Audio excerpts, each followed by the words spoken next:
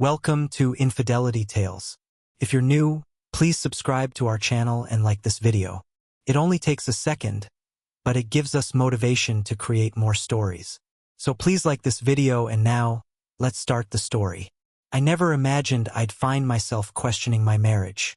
Even now, saying it out loud feels unreal, like I'm talking about someone else's life. But this is my story, and if I'm going to tell it, I have to be honest, at least with myself. Because, as I've learned, lies don't just destroy trust. They have a way of eating you up from the inside, leaving nothing but regret in their place. I met my husband, Mark, in college. He was everything I thought I wanted. Kind, responsible, steady. He wasn't the kind of guy who made grand romantic gestures, but he was dependable, the kind of man you could count on. When he proposed, I said yes without hesitation. Felt like the right choice, the safe choice. And for a while it was. We built a life together, a quiet and predictable one. A nice house, stable jobs, weekend dinners with friends. There were no dramatic fights, no major betrayals, just the slow erosion of passion. The kind of dull ache that you don't notice until it's too late. It's strange how a relationship can fall apart without either person doing anything obviously wrong. That's how it was with Mark and me. We stopped talking about anything real. Our conversations became logistical: bills, schedules, grocery lists. The little moments that used to bring us together, the inside jokes, the late-night talks, slowly disappeared. I told myself it was normal, that all marriages settled into a routine. I convinced myself I was happy, or at least content. And then there was Leo. Leo had been Mark's best friend since childhood. He was the opposite of my husband in almost every way. Loud, spontaneous, always the life of the party. When I first met him, I found him overwhelming.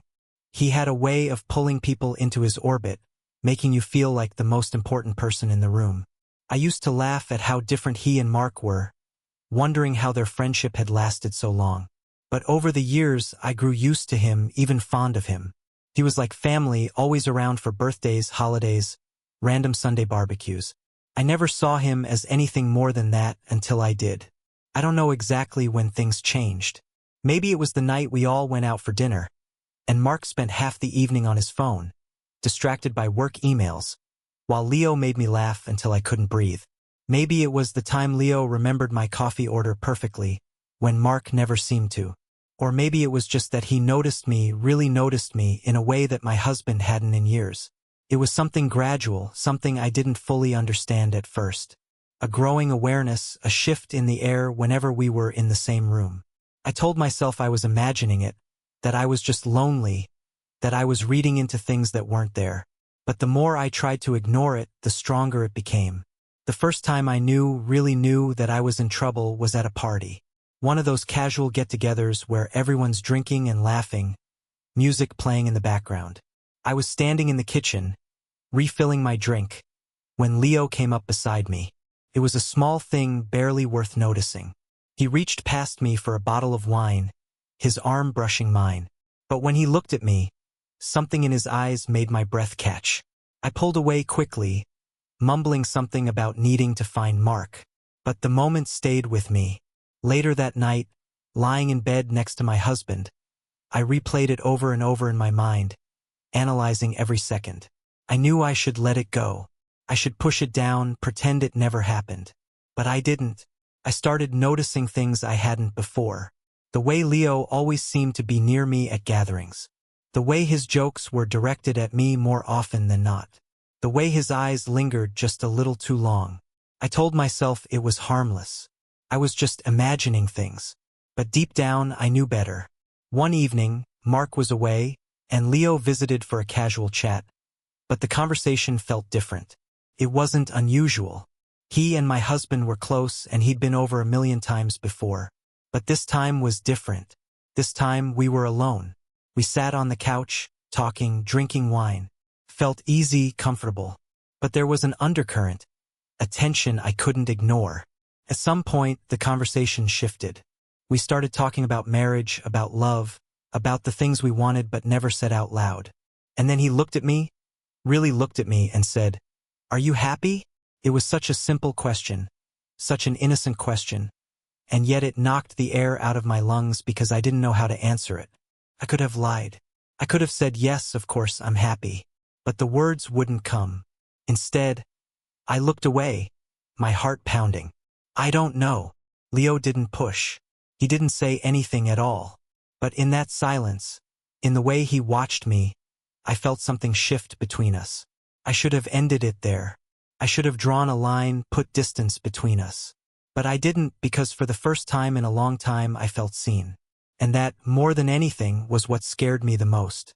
After that night, I told myself I would forget it, that nothing had happened, because technically nothing had. Leo hadn't touched me, hadn't even said anything inappropriate. But something had changed, and we both knew it. I avoided him for a while after that. When he texted, I took longer to respond.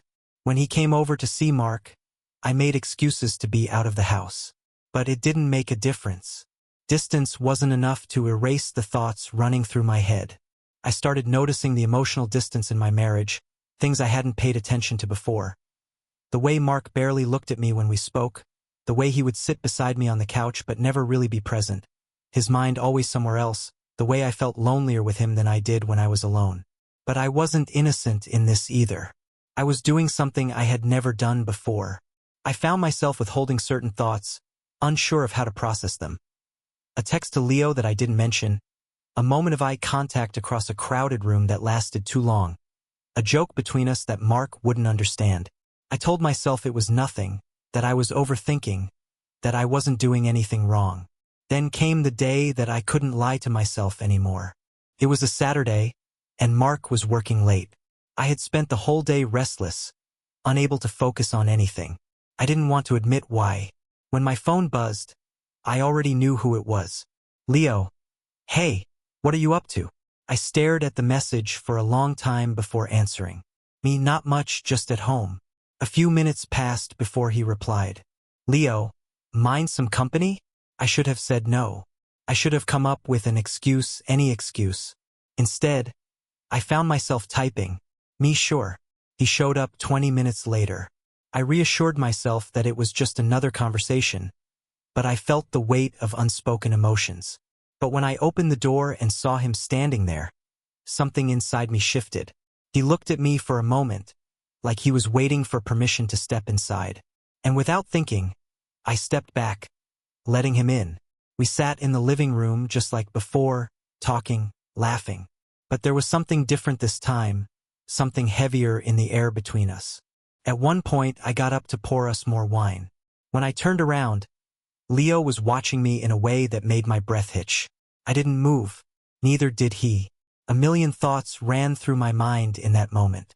I thought about Mark, about the life we had built together, about how I never thought I would be in this position, standing in my own home, staring at a man who wasn't my husband, and knowing that if I didn't walk away right now, I was going to cross a line I could never come back from.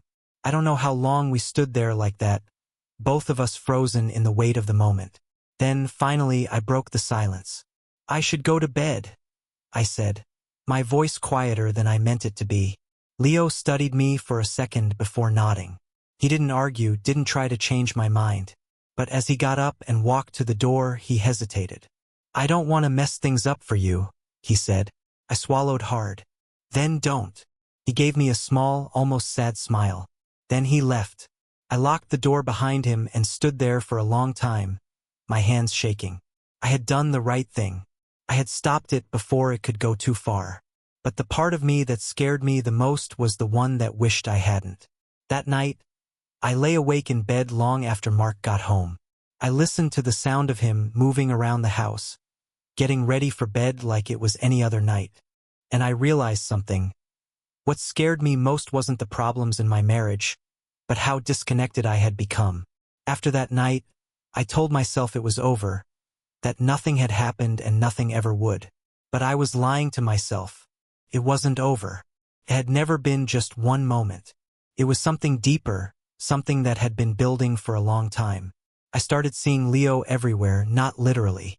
He wasn't following me, wasn't trying to push me into anything. But he was in my thoughts constantly. In the way I compared every conversation with Mark to the ones I had with him. In the way my phone felt heavier in my hands when I saw his name light up on the screen. And the worst part? I stopped feeling guilty about it. Because somewhere along the way, I had convinced myself that I wasn't the only one at fault. That my marriage had already been broken long before Leo was ever a factor. And if that was true, then wasn't I just reacting to something that had already been decided for me? I told myself that over and over until I started believing it. Then one evening, everything fell apart. Started like any other night. Mark was home late from work, tired and distracted. I had made dinner, but he barely touched it, scrolling through his phone between bites. I waited for him to ask about my day, but he didn't, and I snapped. "Do you even see me anymore?" The words came out harsher than I intended. Mark finally looked up, confused. "What?" I set my fork down. "You come home every night, sit at this table, and you don't even look at me. We barely talk. Do you even care?" He sighed, rubbing his temples. "Of course I care. I'm just tired. Okay? Work has been—" "It's always work," I interrupted. "That's all it ever is." Mark stared at me for a long moment.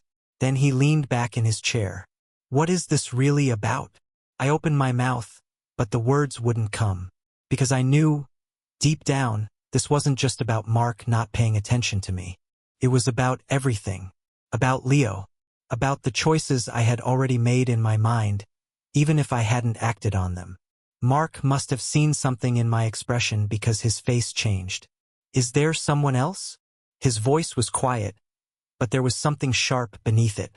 My stomach dropped. "No." The lie came too quickly, too easily. Mark exhaled, shaking his head. "I don't believe you." I swallowed hard, looking away. "Nothing has happened." "But you wanted it to." I had no answer for that. Silence stretched between us, heavier than it had ever been. Then Mark spoke again, his voice flat. "Is it Leo?" My breath caught. I looked at him then, really looked at him, and I saw it. The realization settling in, the understanding that this had been right in front of him the whole time. I could have kept lying. I could have tried to fix this. But what was there to fix? "Yes," I said finally. "But not in the way you think." Mark let out a bitter laugh. "I don't even know what that means." Neither did I. That night he slept on the couch. And the next morning he packed a bag and left without saying a word. I didn't go after him. I sat in the quiet house, staring at the walls, wondering how it had come to this. And then, as if on cue, my phone buzzed. "Leo." For a long time I didn't move.